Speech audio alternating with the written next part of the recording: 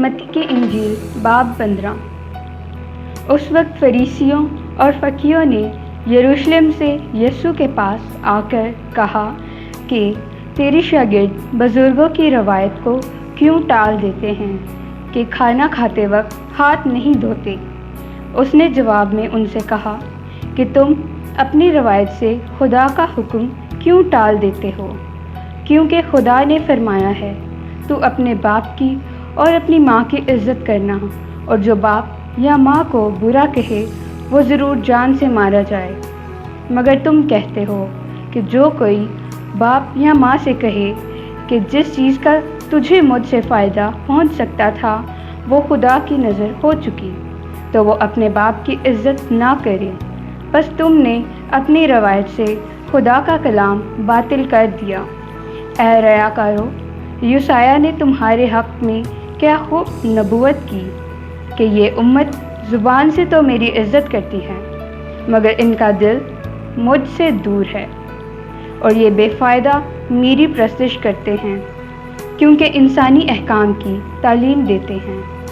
फिर उसने लोगों को पास बुलाकर उनसे कहा कि सुनो और समझो, जो चीज़ मुँह में जाती है वो आदमी को नापाक नहीं करती, मगर जो मुँह से निकलती है वही आदमी को नापाक करती है।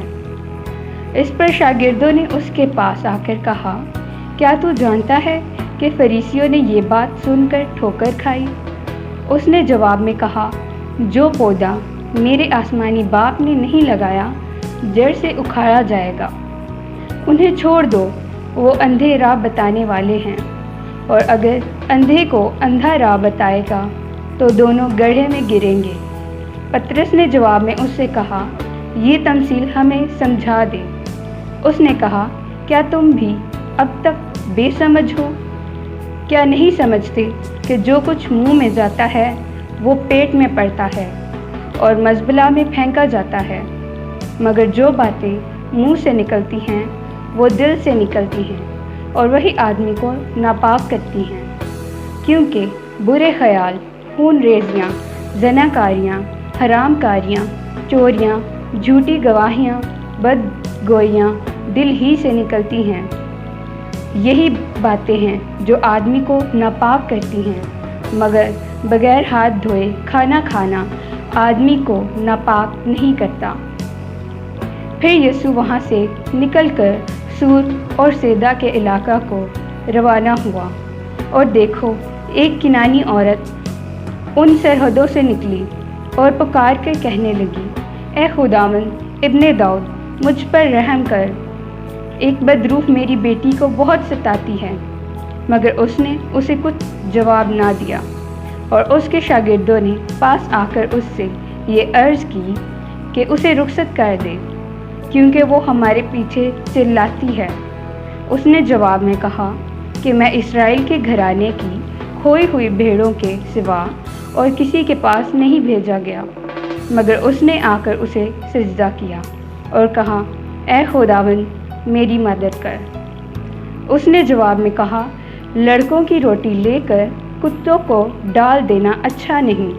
उसने कहा, हाँ खुदावंद, क्योंकि कुत्ते भी उन टुकड़ों में से खाते हैं जो उनके मालिकों की मेज़ से गिरते हैं। इस पर यीशु ने जवाब में उससे कहा, ए औरत, तेरा ईमान बहुत बड़ा है, जैसा तू चाहती है तेरे लिए वैसा ही हो। और उसकी बेटी ने उसी घड़ी शिफा पाई। फिर यीशु वहाँ से चलकर गलील के झील के नज़दीक आया और पहाड़ पर चढ़कर वहीं बैठ गया, और एक बड़ी भीड़ लंगड़ों, अंधों, गूंगों, टुंडों और बहुत से और बीमारों को अपने साथ लेकर उसके पास आई, और उनको उसके पाँव में डाल दिया, और उसने उन्हें अच्छा कर दिया।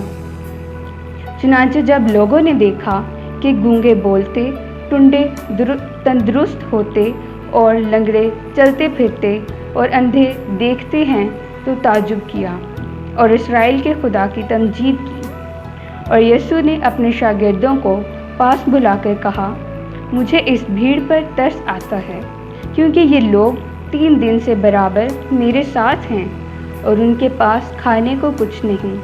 اور میں ان کو بھوکا رخصت کرنا نہیں چاہتا، کہیں ایسا نہ ہو کہ راہ میں تھک کر رہ جائیں۔ شاگردوں نے اس سے کہا، بیابان میں ہم اتنی روٹیاں کہاں سے لائیں کہ ایسی بڑی بھیڑ کو سیر کریں؟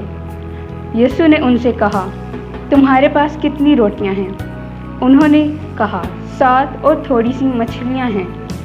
اس نے لوگوں کو حکم دیا کہ زمین پر بیٹھ جائیں اور ان 7 روٹیوں اور مچھلیوں کو لے کر شکر کیا اور انہیں توڑ کر شاگردوں کو دیتا گیا، اور شاگرد لوگوں کو، اور سب کھا کر سیر ہو گئے اور بچے ہوئے ٹکڑوں سے بھرے ہوئے 7 ٹوکرے اٹھائے، اور کھانے والے سوا عورتوں اور بچوں کے 4000 مرد تھے۔